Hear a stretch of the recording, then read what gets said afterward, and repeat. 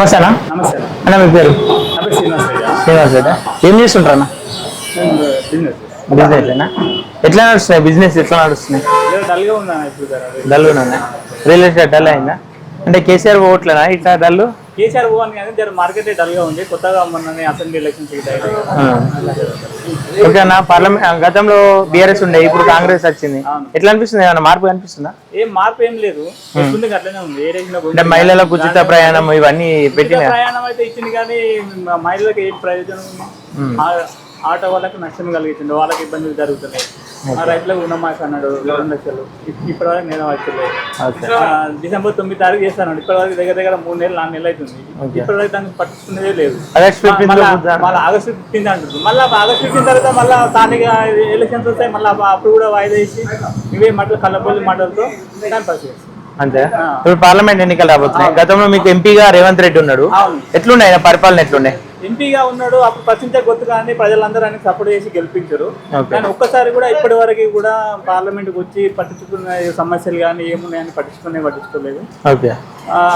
ఇప్పుడు పార్లమెంట్ ఎన్నికలు వస్తున్నాయి, మళ్ళీ ఎవరు గెలిచే అవకాశం ఉంది? బీఆర్ఎస్, బీజేపీ, కాంగ్రెస్ లలో. ఇప్పుడు రాగి లక్ష్మారెడ్డి ఏమంటుండే, నేను లోకల్ అని చెప్పేసి అంటున్నాను. ఆయన గురించి ఏం చెప్తాను?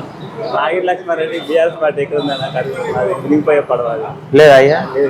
సునీత మహేందర్ రెడ్డి కాంగ్రెస్ నుండి నా సిట్టింగ్ సీటు ఇది కాపాడుకుంటాను రేవంత్ రెడ్డి ఛాలెంజ్ గా తీసుకుంటుండే. ఓకే, ఆమె జడ్పీ చైర్మన్ నుండి వాళ్ళు ఏం అభివృద్ధి చేసారు ఫస్ట్ వాళ్ళు చెప్పాలి. ఇప్పుడు ఇవాళ ఏ పార్టీ అధికారంలో ఆ పార్టీకి పోయి కండువాలు మార్చుకునే వాళ్ళు ప్రజల గురించి వాళ్ళకి ఎట్లా తెలుస్తుందో, వాళ్ళ సమస్యలు ఎట్లా తెలుస్తుందో, వాళ్ళు ఎట్లా పట్టించుకుంటారు. వేరే పొద్దుగా కాంగ్రెస్ పార్టీ పట్టుకోలేదని చాలా మంది అంటారు. కాంగ్రెస్ పార్టీ పట్టుకోవడం మళ్ళీ వేరే పార్టీలో పోతారు. అట్లా వాళ్ళు ఎట్లా సాధ్యమైతే ప్రజలు ఎట్లా విశ్వసిస్తారు వాళ్ళ మాట.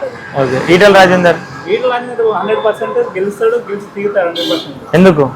ఎందుకంటే ఆయన చాలా ఇప్పుడు గతంలో బీఆర్ఎస్ పార్టీలో ఉన్నా కానీ అందరి పార్టీలతో కలిసి ఉండేవాడు, అందరు పనులు చేసేవాడు. ఈ మంత్రి ఆ మంత్రి అని కాకుండా పలానా పార్టీ ఎమ్మెల్యే అని కాకుండా అందరికీ అన్ని సహకారాలు చేసింది.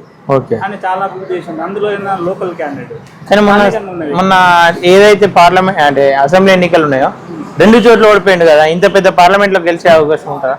ఓడిపోయినా అక్కడ సెంటిమెంట్ అక్కడ ఓడిపోయిన అంతే కానీ ఆయన కావాల్సుకొని అది గెలిపోయి కాదు.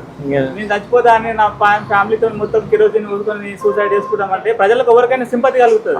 అయ్యో మన బిడ్డ చచ్చిపోతే ఎట్లా అని ఒక సింపతితో ఉంటది. ఆ విధంగా ఓడిపోయి ఉండొచ్చు. ఇప్పుడు చాలా మంది అక్కడ చాలా బాధపడుతుంది, అక్కడ ఓడగొట్టుకున్నాను. నీకు 100% గెలిపించు. ఎక్కడ పోయినా ఎక్కడ చూసినా కానీ బీజేపీ అంటారు. నరేంద్ర మోడీ గారు చరిస్మా చూపిస్తున్నారు. నరేంద్ర మోడీ గారు చాలా అభివృద్ధి చేశారు అంటారు. చిన్నగా తెలియని ముసలి వాళ్ళని అడిగినా కానీ అది ప్రచారంలో అక్కడెక్కడ చూస్తుంటాను. చిన్నలు అది కరపత్రాన్ని పట్టుకొని కూడా నరేంద్ర మోడీ గారి ఎన్నికలని మాట్లాడుతారు అందరూ. అంటే అంత ఎన్నికలే నరేంద్ర మోడీ పేరు మీద అయిపోయింది. మొత్తం మీద ఈ ప్రాంతంలో గెలుస్తారంట ఈటల రాజేందర్ గారే గెలుస్తారు. ఓకే అన్న, థ్యాంక్ యూ.